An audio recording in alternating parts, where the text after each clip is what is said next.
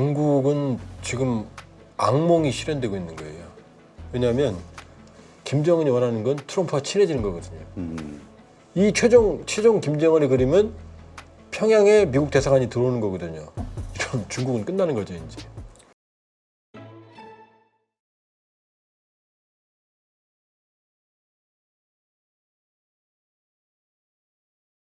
어쨌건 지금 긴급하게 돌아가는 상황. 근데 중국 입장에서는 이거 어쨌든 미국이 주적으로 자신들을 지목을 하고 그거와 관련된 여러 가지 포위 작전들을 집중할 거라는 예상이 되는 시점에서 북한에 이러한 유화적인 메시지를 보내고 트럼프가 이런 것들이 그렇게 곱게 보이진 않을 것 같은데 중국은 지금 북한하고 좀 냉랭한 관계가 됐죠. 중국 반응은 어떨까요? 중국은 지금 악몽이 실현되고 있는 거예요. 왜냐하면 중국은 오랫동안 북한을 전략적 자산으로 인식을 해왔고 네. 지금도 전략적 자산이에요. 왜냐하면 인도태평양 세력, 미국과 일본, 인도태평양 세력이 지금 대륙으로 밀고 올라올 때 지금 유일한 버퍼존 완충지대가 북한이거든요. 그러니까 북한이 없으면 중국은 인도태평양 세력과 직접 충돌하게 되거든요. 그런 상황에서 북한은 항상 전략적 버퍼존이었고 완충지대였고 또 하나는 중국이 만일에 북한의 영향력을 행사하면 북한을 경유해서 동해로 나올 수가 있거든요. 지금 동해로 중국은 못 나오거든요. 그러니까 중국의 생각은 북한을 속국으로 만들거나 위성국가로 만들겠다는 게 중국의 생각이거든요. 네. 2023년 기준이지만 북한 대외교역의 98.3%가 중국입니다. 아, 뭐 중국에 의존하고 다 있네요. 해요. 또 하나 지금 10만에서 20만 명으로 추산되는 북한 노동자가 중국에 있거든요. 이게 대북제재 다 위반이에요. 불법 체류자 신분이거든요. 이걸 중국이 곱지는 않지만 째려보고 있거든요. 너네 다 들어가. 그럼 들어갈 수밖에 없는데 이러면 북한은 지금 외화가 고갈이 돼 있어요. 지금 북한 외환이요. 1달러당 8,400원에서 3만 원까지 간 적이 있어요. 지금도 2만 원대예요. 자, 이것도 아킬레스건이죠. 세 번째는 압록강 하구에 있는 태평만댐의 그 내부를 통해서 중국이 북한으로 송유관을 이어놨거든요. 이게 북한의 핏줄이에요. 그러니까 이 세 가지 대외무역, 노동자, 송유관 이 세 가지 중에 하나만 건드려도 북한은 소위 막히거든요. 네. 근데도 지금 계속 북한을 봐주고 있거든요. 근데 어떤 일이 벌어졌느냐. 김정은은 출범과 동시부터 반중이었어요. 왜냐하면 김정은이 정권이 취약했잖아요. 근데 중국이 입장에서는 중국이 그때 김정남을 보호하고 있었거든요. 김정남이 장남이잖아요. 잠재적 정적인데 김정남을 보호하고 있으니 얼마나 무서워요. 그렇죠. 그리고 그 당시 장성택이 실세였는데 김정은을 능가하는 실세였거든요. 근데 장성택이 친중파였거든요. 그러니까 김정은이 어떻게 해요? 2013년 12월에 장성택을 죽여버리잖아요. 그렇죠. 그러면서 친중 라인에 씨를 말립니다. 수백 명, 수천 명을 수청을 해요. 장성택 라인. 그러면서 친중 라인이 제거됩니다. 왜냐? 중국이 김정은에게는 정권의 위협이었던 거죠. 아, 그들에게 의존하고는 있지만. 그렇죠. 아니 누가 정말로 100% 의존하면 툭 튕기면 죽는 거 아니에요. 그렇죠. 그러더니 2017년 2월에는 어떻게 했어요? 김정남을 말레이시아에서 암살해버렸잖아요. 중국이 보호하고 있는 김정남을. 그러니까 북한 입장에서는 중국에게 도움을 받고 있지만 항상 두려운 거죠. 그러니까 떨어지고 싶은 거죠. 그래서 붙은 데가 어디예요?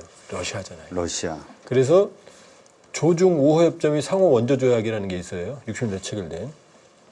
여기에 유사시에 중국은 북한의 군대를 파견할 수 있어요. 그러니까 유사시에 중국은 호시탄탄 북한에 들어가고 싶겠죠. 장악하고 싶겠죠. 동해로 나오고 싶겠죠. 장악해서 안 나가려고 그러겠죠. 이게 속셈이거든요. 우리가 주셔야 돼요. 네.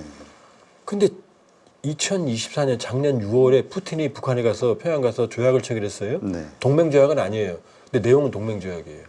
유사시에 군사력을 북한의 군사적 지원을 한다. 그러니까 러시아도 개입을 할 수 있는 조약을 체결한 거예요. 그럼 중국 입장에서는 자기네만 들어갈 수 있었는데 이제 러시아도 들어올 거 아니에요. 그렇죠. 러시아는 왜 들어와요? 중국이 북한에 들어오면 동해로 나올 거 아니에요.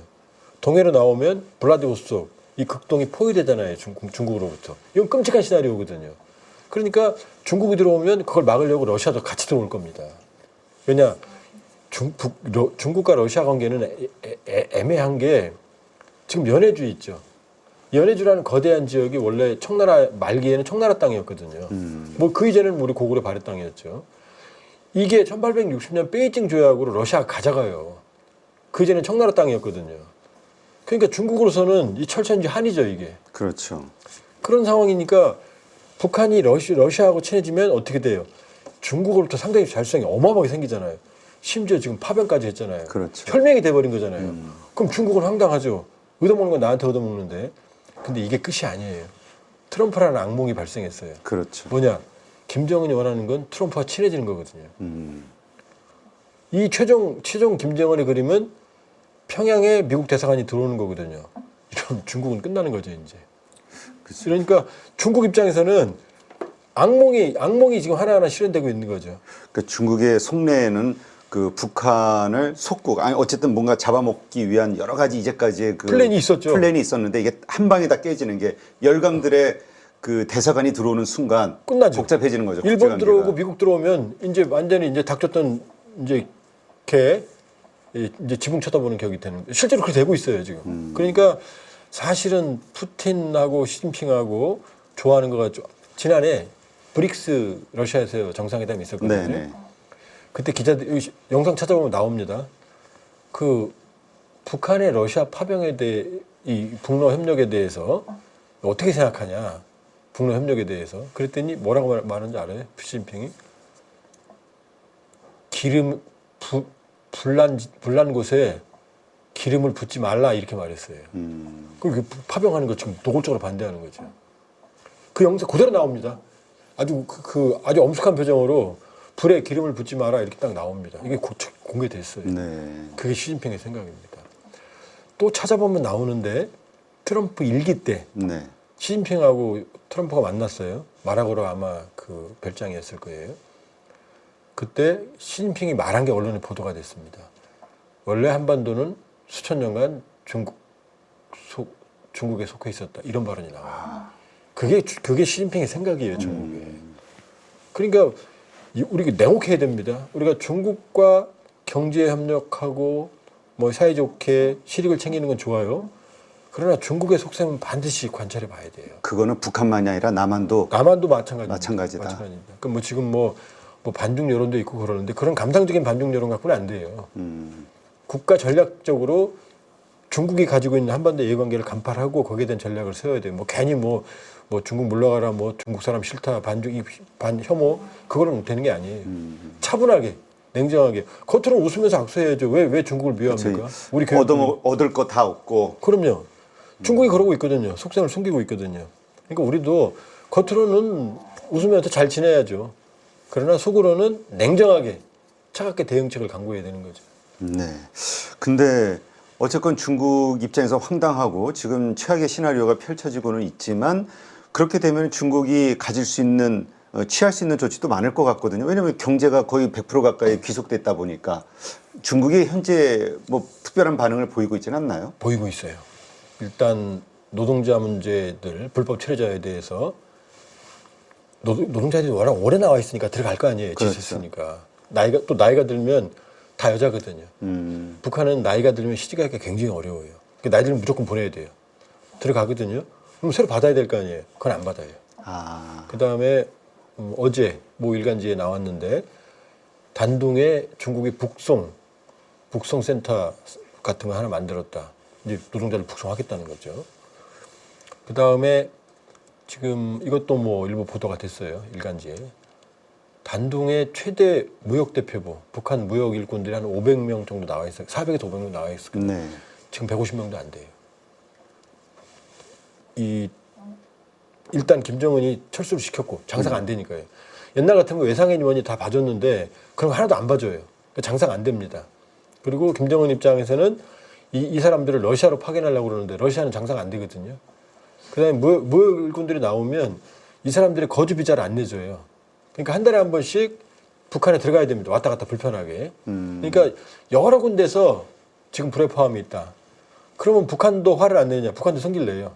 어떤 일이 벌어졌냐면 저도 충격받았는데 그걸 보고 푸틴이 보낸 편지는 축하 편지, 신년 편지는 노동신문 일면에 실어요. 네. 원래 시진핑도 항상 일면에 실어요. 그런데 1월 3일자 노동신문을 제가 기억을 하는데 시진핑 친서 이 연합장이 3면에 실립니다.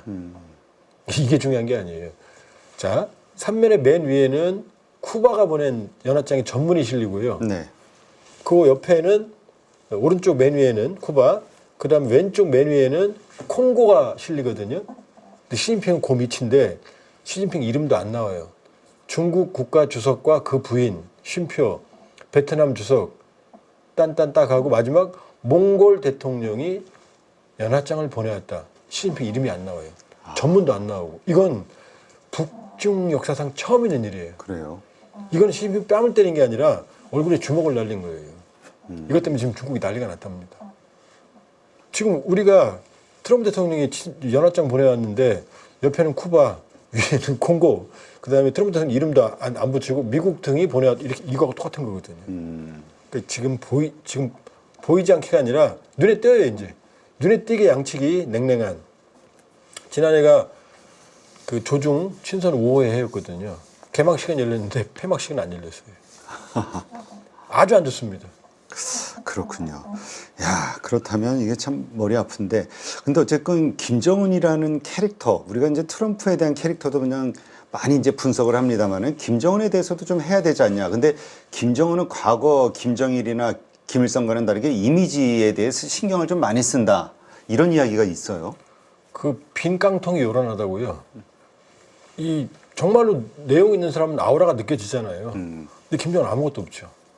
예를 들어서 제 기준에 의하면 김일성의 권위가 100이었다 그러면 김정일은 50, 김정은은 10도 안 돼요.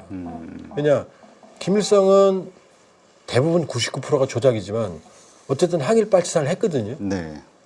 그 다음에 60년대에 전후 복구 공업화, 그때 북한이 잘 살았어요. 우리보다 잘 살았어요. 네. 그러니까 70년대 초반까지만 해도 종합국력에서 우리를 앞섰어요. 그래서 박정희 대통령께서 조국 대에 목숨을 건 거예요. 우리가 명실상부하게 북한을 뒤집은 건 80년대예요. 네. 그러니까 북한 사람들 머릿속에서 김일성은 조작된 신화, 항일 빨치산, 독립운동, 그 다음에 잘 살았던 시기 이렇게 기억되거든요. 그러니까 여기 탈북하신 분들한테 와서 물어봐도 김일성은 욕 잘 안 합니다. 자, 김일성은 그러니까 기준이 제 기준은 100이에요, 권위가. 신화적인 존재. 그렇죠. 김정일은 왜 50이냐? 김정일 때 권한행군이라고 수십만 명이 굶어 죽었거든요. 근데도 살아남아서 자연사했잖아요. 김일성은 자연사했어요. 그 나쁜 놈이지만 성공한 독재자예요. 근데 김정일은 왜 50까지 주느냐? 74년에 후계자가 됐거든요. 네. 공식. 그 다음에 94년에 아버지가 죽었거든요. 20년을 권력 승계를 준비해 보세요. 얼마나 튼튼하겠어요. 그렇죠. 그러니까 권한행군에도 불구하고 호의호식하다 자연사했습니다. 김정은은요. 아무것도 없잖아요. 뭘 했기에 84년생이거든요. 84년생이니까 김정일이 2011년에 죽었잖아요. 20대 후반이었어요. 집권할 때. 갑자기 갑툭 튀죠. 우리말로. 그 다음에 김정은이 2011년 들어서면서 12월이죠. 2012년에 아주 호기롭게 말합니다. 다시는 인민들의 허리띠를 졸라매지 않게 하겠다. 왜냐? 자기가 알았던 거죠. 네. 지가 가진 게 없으니까 경제를 발전시켜서 성과. 여기도 그렇잖아요. 경제도 능력 있으면 인정받는 거 아니에요. 기업이라는 게. 자신 있게 얘기해요. 네. 그런데 2020년에 이 당창건 기념일에 공식적인 자리에서 눈물을 흘려요. 수건으로 질질 짜면서 여러분 면목이 없습니다. 경제가 최악이거든요. 자, 그러면 권위도 없어? 권력 승계 준비 기간도 2009년부터 나왔거든요. 네. 3년밖에 안 돼. 김정일은 20년인데 그 다음에 경제 성과 최악. 지금 환율이 1,200원대 위안화가 3,300원이고 8,400원대 달러가 3만 원, 4만 원까지도 갔었어요. 비공식적으로. 그래요. 지금도 2만 원이 넘어요. 그 다음에 식량 가격도 고공행진이거든요. 그럼 뭐겠어요 지금? 아무것도 없잖아요. 그럼 어떻게 해요? 이제 강제적인 우상화, 신격화. 자꾸 자기를 포장해야 되는 거죠. 나 이쁘지, 나 위대하지, 나 능력 있지, 뭐 지방발전 20승 인민을 위하고 있어. 그러니까 인민대중주의를 들고 나오는 거죠. 나는 인민을 사랑해. 근데 뚜껑을 열어보면 인민 굶고 있는데요. 그게 김정은의 현실이에요. 지금 취약하죠. 요즘 뭐 나오는 뉴스들을 보면은 김일성, 김정일 참배를 안 하고 있다. 예. 뭐 25년 네. 그 올해 주체를 지운 25년을 또 뭐 이야기했다 이런 얘기들이 나오면서 변화에 대한 이야기를 하고 있던데요. 그러니까 김정은이 위험한 게 김정일은 유온 통치를 했어요. 그 천하의 20년을 준비한 김정일도 아버지 죽으니까 김일성의 권위를 빌려왔거든요. 네. 네, 김일성은 사람들이 별로 비난 안 했으니까. 근데 김정은은 지금 말씀드린 대로 가진 게 아무것도 없는데 선대 흔적 지우기를 해요. 아, 주체라는 연호도 김일성 생일을 중심으로 하는 거거든요. 1912년. 그걸 노동신문에 지워버렸어요. 작년에 김일성 생일이 태양절이거든요. 태양절에는 용어도 안 썼어요. 참배도 안 했어요. 올해 북한 달력 받아보니까 거기에 태양절이라고 써 있어요. 그러나 모든 면에서 선대를 지우고 예를 들어서 주체조선의 태양 김일성 만세 이런 표어가 있거든요. 요건 김정일도 요건 못 썼어요. 주체조선의 태양 김정일 요거 못 썼어요. 그냥 자기 광명성이라고 조작된 별을 썼거든요. 근데 지금 주체조선의 태양 김정은 만세 표가 여기저기 붙어 있어요. 그러니까 이게 자기가 자신감이 있는 게 아니라 불안하고 초조하니까 자기의 과도한 저걸 과속 우상화라고 그러거든요. 자기 우상에 매달리고 있어요. 그러나 이건 위험하죠. 근데 그렇게 한다라는 거는 북한 주민들의 어떤 동향, 그 인식 이런 것이 좀 본인이 생각할 때도 데이터가 안 좋다는 의미로 봐야 아주 안 될까요? 좋죠. 그러니까 지금 보셨어요? 그 우크라이나 간 그 포로로 잡힌 북한군 병사가 네네. 한국어로 사랑 영화 보여달라고. 그게 북한군 MB 병사예요. 그러니까 그랬어요? 왜 그렇게 그 보도 나왔습니다. 우크라이나 군이 공개했어요. 사랑 영화 한국말로 된 사랑 영화 틀어달라고. 한류를 안단 얘기죠. 그러니까 반동사상 문화배격법. 한류 보기만 해도 10년. USB 복사해서 팔면 사형된 사례가 있어요. 평양 문화보호법. 우리 서울 문화보호법 있나요? 서울말씨보호 없잖아요. 그만큼 지금 들어간 거죠. 그 다음에 청년교양부장법 이런 걸 왜 해요? 네. 그리고 가장 큰 김정은의 딜레마는 지금의 MZ 젊은 세대는 장마당 세대예요. 네. 북한은 배급을 공급이라고 그러거든요. 하나는 전체를 해야 전체는 하나. 이게 배급 체제거든요. 근데 이 배급 체제가 무너지니까 각자 도생. 이제 시장에서 벌어 먹고 살아. 이게 장마당이거든요. 그러니까 배급을 받으면 당과 국가의 충성심이 생기죠. 받았으니까. 근데 장마당에서 내가 벌어 먹고 내가 살았는데 충성심이 왜 생깁니까? 이 당마당 세대거든요. 네. 장마당 세대한테 준 것도 없는데 나한테 충성해. 그럼 충성하겠습니까? 이게 아킬레스건이죠. 그러니까 김정은은 보이지 않는 거대한 기저에 또 하나 지금 BBC가 보도했어요. BBC가 북한군 사망자, 전사자가 1000명이다. 네. 그리고 부상자까지 4000명이다. ISW라고 세계 전쟁 연구소가 있어요. 미국에 가장 권위 있어요. 매일 전쟁 업데이트 하거든요. 16일 날. 16일 날 기준으로 뭐라고 보도했느냐, 전망했느냐. 11,000명에서 12,000명 북한군. 하루에 현재 평균 92명씩 소모가 되고 있고. 아, 그래요? 전사, 부상. 부상은 여기서 회복 불능 부상을 말하는 거예요. 4월 중순이면 전멸할 거다. 근데 이 사실을 아직도 김정은이 알리지 않고 있어요. 이거 알리면 어떻게 되겠어요? 아마 뒤집어질 거예요. 11,000명 다 전멸했다고. 그러게 지금 저도 이렇게 얘기를 들어보니까 북한도 지금 자녀가 1명, 2명밖에 안 돼서 되게 그럼요. 소중한 예. 그 부모의 그 본능 이거를 아무리 독재국가라 해도 그거 쉽지 않을 것이다. 공산국가라도. 아이 우리도 애 앞에서는 물불 안 가리잖아요. 그래서 맨날 자녀 때문에 스캔들 나고 그러잖아요. 알겠습니다. 어쨌든 어쨌건 위험합니다. 네, 지금. 상당히 지금 위험한 상황이라는 거 다시 한번 좀 깨닫게 됐네요. 알겠습니다. 자, 이제까지 통일연구원 수석연구위원 조한범 박사님과 함께했습니다. 오늘 좋은 인사이트 고맙습니다. 예, 고맙습니다. 여러분 지금 계좌 안녕하십니까? 언제까지 물린 종목들 바라만 보실 거예요. 사실 투자라는 게 간단합니다. 올라갈 종목 잘 찾아서 매수할 자리, 매도할 자리만 여러분들이 명확하게 알고 있으면 주식 정말 쉬워집니다. 지금 보유 종목을 잘라야 할지 끌고 가야 될지 고민인 분들 많으시죠? 저도 7번 깡통을 차본 사람으로서 여러분들의 고민이 어떤 건지 다 알고 있습니다. 그래서 제가 여러 번 실패를 겪으면서 일어서게 해줬던 기법들에 대해서 명확하게 알려드리도록 하겠습니다. 2025년 양복 나온다라고 이야기 드렸는데 분명 좋은 장이 올 거니까 이 기회를 살리시면 좋겠습니다. 딱 8주만 집중하셔가지고 평생 써먹을 수 있는 돈 버는 기법 다 배워가실 수 있도록 만들어 드리겠습니다. 제가 쓰는 실전 기법을 총 8번의 VOD 강의와 16번의 라이브 강의로 모두 담았습니다. 직접 올라갈 종목 찾으실 수 있도록 그 방법을 제가 알려드리겠습니다. 여러분, 2025년 저와 함께 돈 벌어보시죠.